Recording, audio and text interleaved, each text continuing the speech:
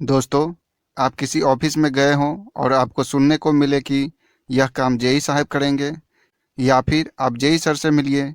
ऐसा सुनकर आपके भी मन में यह सवाल उठता होगा कि आखिर जेई कौन होता है, कोई व्यक्ति जेई कैसे बनता है। तो चलिए दोस्तों, आज हम आपको इसी टॉपिक पर बताएंगे कि जेई कैसे बने। तो नमस्कार दोस्तों, मैं कुमार चंदन स्वागत करता हूं आपके अपने यूट्यूब चैनल एजुकेशनल पर। दोस्तों, वीडियो शुरू करें उससे पहले अगर अभी तक आप इस यूट्यूब चैनल को सब्सक्राइब नहीं किए हैं तो सब्सक्राइब कर लीजिए और बेल आइकन को भी प्रेस कर लीजिए, ताकि एजुकेशन से जुड़ी हुई हर वीडियो की अपडेट आपको नोटिफिकेशन के माध्यम से मिल सके। चलिए अब जानते हैं आप जेई कैसे बन सकते हैं। वीडियो में आगे बढ़े उससे पहले यह जान लीजिए कि आपको इस वीडियो में क्या क्या जानने को मिलेगा। इस वीडियो में आप सबसे पहले जानेंगे जेई क्या होता है, जेई कौन बन सकता है, इसका कार्य क्या होता है, जेई बनने के लिए योग्यता कितनी होनी चाहिए, इसके लिए कौन सी परीक्षा पास करनी होती है, परीक्षा के लिए उम्र सीमा कितनी होती है, सिलेबस क्या है, स्कोप कितनी है, ज्वाइनिंग कहाँ मिलती है और सैलरी कितनी मिलती है। तो चलिए इन सभी पॉइंट को विस्तार से समझते हैं। सबसे पहले जानते हैं जेई क्या होता है। जेई का फुल फॉर्म होता है जूनियर इंजीनियर, जिसे हिंदी में कनिष्ठ अभियंता कहते हैं। जैसा नाम से ही स्पष्ट है कि यह एक इंजीनियर का पोस्ट है, यानी तकनीकी कार्य का संपादन इनके माध्यम से होता है। यह अपने अधीन कार्य करने वाले कर्मियों का डाटा तैयार रखते हुए उसे आगे अपने सीनियर तक अग्रसारित करते हैं।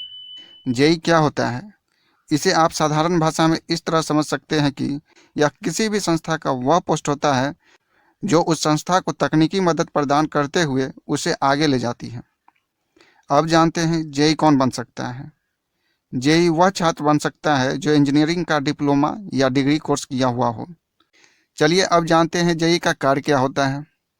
जेई एक ऐसा पोस्ट है जिसके नाम के आगे भले ही जूनियर शब्द लगा है, लेकिन इनका कार्य बहुत बड़ा और जिम्मेदारी भरा होता है।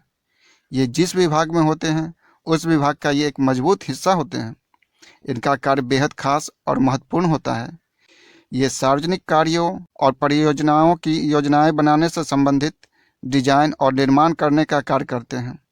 जब ये किसी विभाग में ज्वाइन करते हैं तो इनके कंधे पर उस विभाग के एक अनुभाग का दायित्व होता है, जिसके अधीन ये अपने अधीन कार्य कर रहे कर्मियों के द्वारा किए गए कार्य का पर्यवेक्षण करते हैं और आगे का कार्य का निष्पादन किस तरह हो उसके लिए उनके बीच कार्यों का आवंटन भी करते हैं। साथ ही कई तरह की योजनाओं को भी बनाते हैं जिससे कार्य का निष्पादन समय पर और अच्छी तरह से हो सके। अब जानते हैं जेई बनने के लिए योग्यता कितनी होनी चाहिए। जेई बनने के लिए जो योग्यता चाहिए वह है इंजीनियरिंग में डिग्री या डिप्लोमा। कुल मिलाकर आप यह समझिए कि अगर आप इंजीनियरिंग का कोर्स करते हैं तो आपका जेई बनने का रास्ता खुल जाता है, जिसके बाद आप जूनियर इंजीनियर बन सकते हैं। चलिए अब जानते हैं जेई बनने के लिए कौन सी परीक्षा पास करनी होती है। लेकिन इससे पहले आप यह जान लीजिए कि जेई एक ऐसा पोस्ट है जो लगभग हर विभाग में आपको देखने और सुनने के लिए मिल जाएगा। इसलिए इसकी बहाली के लिए कोई एक परीक्षा का नाम ले तो वह सही नहीं होगा, क्योंकि हर विभाग अपने स्तर से इसकी बहाली करती है, जिसकी परीक्षा को क्वालिफाई करने के बाद आप उस विभाग में जेई के पद पर ज्वाइन कर सकते हैं। जैसे रेलवे के द्वारा आयोजित होने वाली परीक्षा को पास करके आप रेलवे में जूनियर इंजीनियर बन सकते हैं। एसएससी के द्वारा आयोजित होने वाले एसएससी जेई एग्जाम को पास करके आप भारत सरकार के अंतर्गत आने वाले विभिन्न विभागों में जूनियर इंजीनियर के रूप में ज्वाइन कर सकते हैं। इसी तरह आप स्टेट लेवल पर होने वाले जेई की परीक्षा को देकर राज्य के विभिन्न विभागों में जेई बन सकते हैं। इन परीक्षाओं के अलावा भी कई विभाग अपने स्तर से भी जेई की बहाली निकालती है, जिसमें क्वालिफाई होकर आप उस विभाग में ज्वाइन कर सकते हैं। अब जानते हैं इन परीक्षाओं के लिए उम्र सीमा कितनी निर्धारित की गई है। एसएससी के द्वारा जेई की जो परीक्षा ली जाती है उसमें उम्र सीमा 18 वर्ष से 32 वर्ष तक रखी गई है। वहीं रिजर्वेशन कैटेगरी में आने वाले उम्मीदवारों को उम्र सीमा में कुछ छूट भी मिलती है। एससी एसटी उम्मीदवार को उम्र सीमा में अतिरिक्त 5 वर्ष की छूट दी जाती है। वहीं ओबीसी कैंडिडेट को 3 वर्ष की, जबकि पीडब्ल्यूडी को 10 वर्ष की तथा पीडब्ल्यूडी ओबीसी को 13 वर्ष एवं पीडब्ल्यूडी एससी एसटी को 15 वर्ष की छूट मिलती है। चलिए अब जान लेते हैं जेई बनने के लिए जो परीक्षा होती है उसकी सिलेबस के बारे में। जिस तरह किसी भी ताले को खोलने के लिए चाबी की ज़रूरत होती है, ठीक उसी तरह किसी भी परीक्षा को पास करने के लिए उसका चाबी होता है उस परीक्षा का सिलेबस। अगर आप सिलेबस को अच्छी तरह से समझ गए तो आपकी तैयारी भी सही दिशा में होगी और आपकी सफलता की 100% गारंटी होगी। इसलिए किसी भी परीक्षा की तैयारी करने से पहले उसकी सिलेबस को समझ लेना चाहिए। सिलेबस की जानकारी देने से पहले आपको यह बता दूं कि जेईई की परीक्षा कई विभाग अपने स्तर से भी लेती है, इसलिए हो सकता है कि एक दूसरे विभाग के सिलेबस में थोड़ी भिन्नता हो। यहाँ पर हम आपको एसएससी के द्वारा जेईई की ली जाने वाली परीक्षा का सिलेबस बता रहे हैं। जेईई की परीक्षा 2 पार्ट में होती है, पेपर 1 और पेपर 2 के रूप में। पेपर 1 में ऑब्जेक्टिव टाइप के प्रश्न होते हैं, वहीं पेपर 2 में डिस्क्रिप्टिव टाइप के प्रश्न पूछे जाते हैं।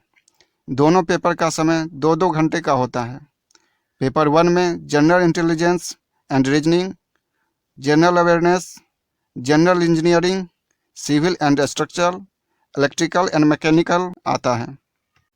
वहीं पेपर 2 के अंतर्गत civil and structural engineering, electrical engineering, mechanical engineering होता है। अब जानते हैं इसके स्कोप के बारे में। दोस्तों, यह एक ऐसा फील्ड है जिसमें स्कोप की अपार संभावनाएं हैं। हकीकत यह भी है कि जितना कंपटीशन अन्य क्षेत्र में है उतना इसमें नहीं है, क्योंकि जूनियर इंजीनियर बनने के लिए जो वैकेंसी निकलती है उसमें हर कोई अप्लाई नहीं कर सकता है। उसमें सिर्फ वही अप्लाई कर सकता है जो इसकी पढ़ाई की हुई हो, यानी इस फील्ड में जॉब की पूरी गारंटी रहती है। चलिए अब जान लेते हैं जूनियर इंजीनियर की परीक्षा पास करने के बाद आपकी ज्वाइनिंग कहाँ होगी। दोस्तों, जूनियर इंजीनियर की बहाली केंद्र सरकार से लेकर राज्य सरकार के विभिन्न विभागों में होती है, जैसे रेलवे, बिजली विभाग, पथ निर्माण विभाग, भवन निर्माण विभाग, योजना एवं विकास विभाग, जल संसाधन विभाग, लोक स्वास्थ्य अभियंत्रण विभाग, ग्रामीण विकास विभाग, नगर विकास एवं आवास विभाग इत्यादि। अगर आप निजी क्षेत्र में ज्वाइन करना चाहते हैं तो वहाँ भी अपार संभावनाएं हैं। दोस्तों, इतना कुछ जानने के बाद अब आपके मन में एक सवाल ज़रूर उठ रहा होगा कि जूनियर इंजीनियर की सैलरी कितनी मिलती है। तो चलिए आपको यह भी बता देते हैं। एसएससी के माध्यम से जो छात्र जूनियर इंजीनियर के पोस्ट पर ज्वाइन करते हैं उनको 40,000 से अधिक रुपया सैलरी के रूप में मिलती है। साथ ही इनको महंगाई भत्ता, चिकित्सीय भत्ता, हाउस रेंट अलाउंस, परिवहन भत्ता के साथ अन्य विशेष भत्ते भी मिलते हैं। दोस्तों, इस वीडियो में हमने जेईई कैसे बने इसकी पूरी जानकारी आपको आसान शब्दों में देने की कोशिश की है। आपको यह वीडियो कैसी लगी हमें कमेंट करके ज़रूर बताएं। अगर आप किसी अन्य टॉपिक पर वीडियो चाहते हैं तो कमेंट करें, हम आपके लिए उस टॉपिक पर वीडियो ज़रूर बनाएंगे। अगर अभी तक आपने इस यूट्यूब चैनल को सब्सक्राइब नहीं किए हैं तो अब कर लीजिए और बेल आइकन को भी प्रेस कर लीजिए ताकि अगली वीडियो की नोटिफिकेशन आपको मिल सके। Thank you.